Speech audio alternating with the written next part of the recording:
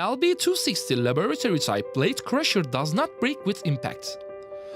Breaks with cutting makes materials certain grain size like wood, wood products, fiberglass, plastic products, electronic parts, cutting materials such as breakable materials. Used in factory laboratories, research and develop and analysis laboratories, and engineering faculty laboratories. The machine is mounted on a steel platform. The feed material shreds between the blades on the rotor and the grinding wall.